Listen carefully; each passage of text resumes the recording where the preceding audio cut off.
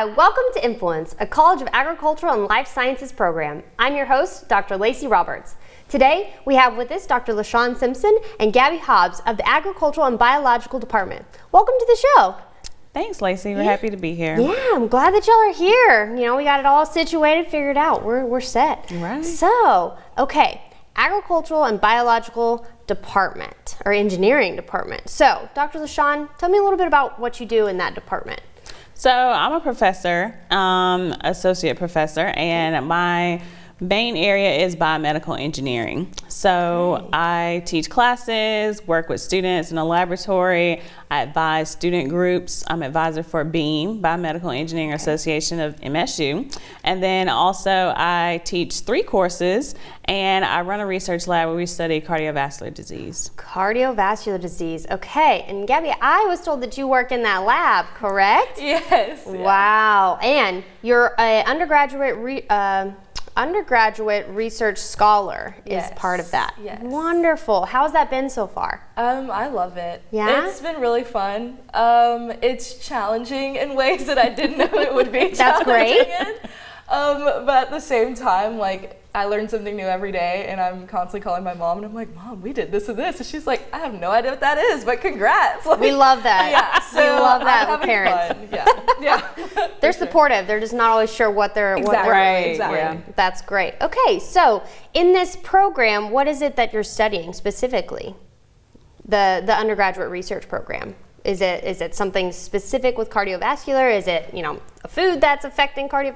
I'm not familiar, so fill me in. What's kind of some of the specifics about what you're looking into there? Gotcha. I'll let Gabby take that one. Okay, so basically we are trying to figure out how to keep calcification from happening in the cardiovascular system. So that is one of like the leading diseases in the world, and definitely in Mississippi. So what we're doing basically is growing cells, trying to calcify them, and then figure out what we can do to keep the calcification from like happening. So yeah, that's like the easiest way to explain it. No, and that's what we love. That's what we love.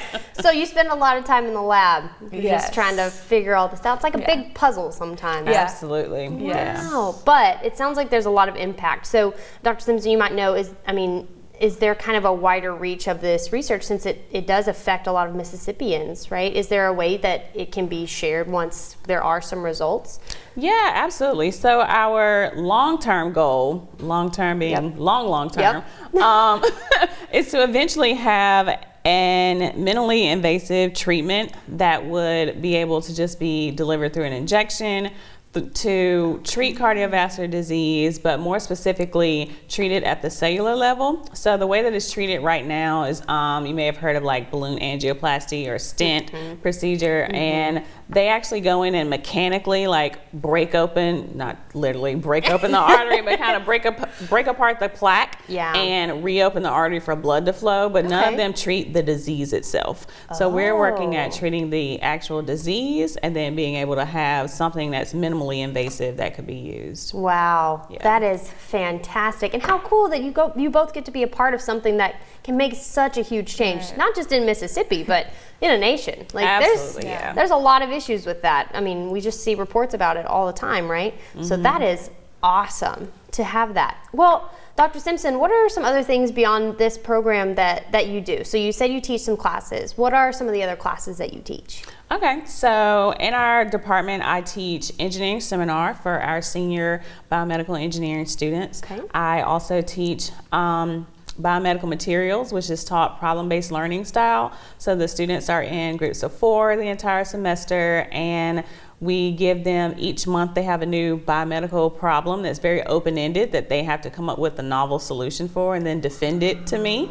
That's a lot of fun. I really enjoy teaching that course. And then also I have a new course, current topics in biomedical engineering. So that's for sophomore, junior level students to kind of get them engaged in what's actually going on in the field of biomedical engineering. Teach them how to read journal articles and all that good stuff. Yes, which when you're in an academic setting, that's super That's your important. life, yeah. It is our life. Right, which I would see that, and you can maybe explain a little bit more. I would assume that it's probably a little bit more important in a biomedical field because there's going to be constant new reports of studies that are happening. Absolutely. Okay, so you're going to have to train students to be up to date on the most recent studies, findings of this is how we treat it, this treatment's not working. Yes. Exactly. And so, yeah, we do a lot of reading. Yes, and that's a lot of reading. And it helps because you know, okay, well, this didn't work, so there's no point of wasting that time, and you can figure out a different approach to it. And so, yeah, a lot of reading. Yes, which is great. We encourage that. It's always good.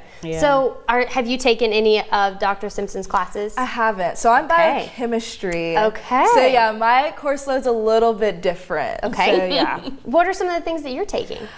So I just took biochemistry and organic and all of those classes that you're scared of taking. And this is gonna sound crazy, but they weren't that bad. That's great. I went in it a lot more afraid than I probably should have. Good. So after organic, I even emailed my professor and I was like, "You did great. Like, I loved it." I was like, "I was terrified to walk into your classroom, and now I'm emailing you afterwards, telling you how much fun I had." And so as professors, we love to hear it. Yeah. We love to hear that it was a class that was something that you learned and it was beneficial, but you know, we like that appreciation. Yeah. I like getting those notes from students that says, "I really liked your class." Right, exactly. Right. Yeah, that's what we do it for. That's amazing. Yeah.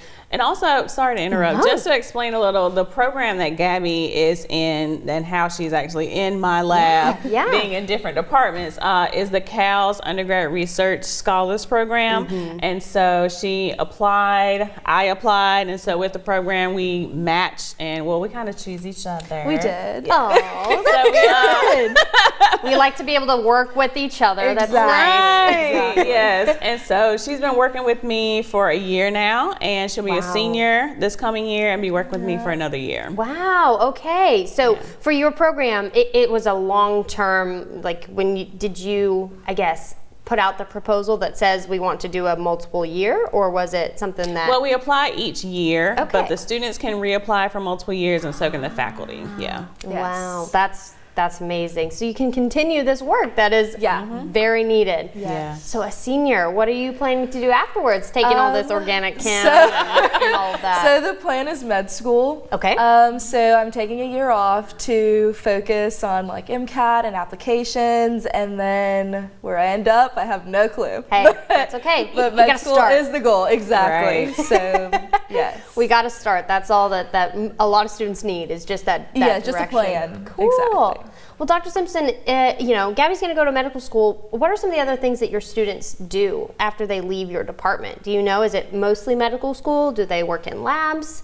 Do you have any idea of what some of them do? Yeah, great question. So we have a lot of students that do go to medical school. When I first started a few years ago, it was like 50-50 for our undergrads, but now I would say that's shifting, where we have majority of our students going on to graduate school programs to get PhDs, masters at other universities, and then also a lot of our students will go on to work at medical device companies, national labs. Wow. Yeah. That's so cool. Yeah. So is there an option for graduate school for students that are either coming to Mississippi or, like Gabby, are getting into their senior year and wanting to continue here? Is there an opportunity for that in your department? Absolutely. So we have our accelerated program. So senior level students can do sort of dual enrollment.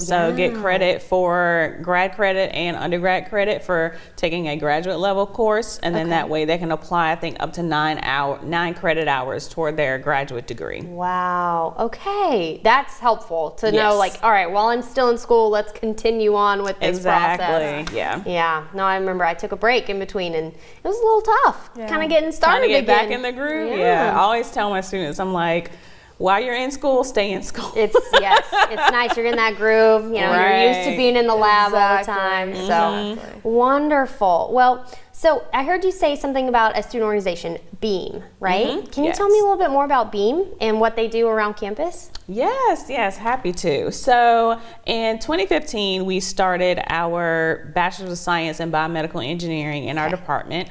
It used to just be a concentration before, but once we started the BS program and we are accredited through the Biomedical Engineering Society, I wanted to start a national student chapter of that larger society. And so Beam is our student chapter of that. We hold meetings throughout the year for students, talk about resumes, career planning. Helpful. Yeah, so helping students for grad school, medical school, all of that. We also do a lot of philanthropy work. We've worked before with the J.L. King Center here in Starkville. Okay. Yes. And wow. So that really gets students active, kind of outside, building that group where they can, you know, kind of have that cohort saying, well, my friends and I, we do all of these things together. Yeah, absolutely. Okay. Yeah. Is that something that you are a part of? I am not. That's okay. Yeah. And I think as a student, right, there's opportunities that you can be in a lot of different things. And Absolutely. since you're not necessarily in the major, right, but you're working alongside, it gives you that special opportunity where you kind of have an understanding of multiple pieces that bring a lot of things together, right? Absolutely. Because we've talked about this in various other classroom settings, is like there's a lot of overlap that sometimes we tend to forget, right? Because biomedical engineering, they rely on other things, right? And that relies on another. It's just how like agriculture is connected to all of this in certain ways. And so, you know, you may not be a part of one, but you're a part of a variety of other things. I am sure of it. Going to keep very, very busy. Well, I think one of my last questions is, what advice do both of you have, and we'll start with you, Dr. Simpson, for students that are interested in getting into this field? Maybe it's something that they're graduating high school and this is something they're leaning towards. What is some advice that you have for students that are interested in being a part of your department here at Mississippi State? Oh, absolutely. So number one, don't be intimidated.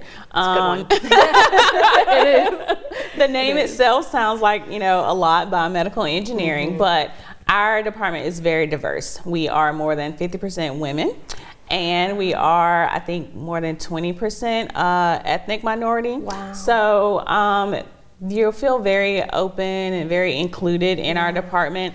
One of the things we've been working in the lab this summer, our theme has been #Women in STEM. Yes, we love women in STEM. We love women in STEM.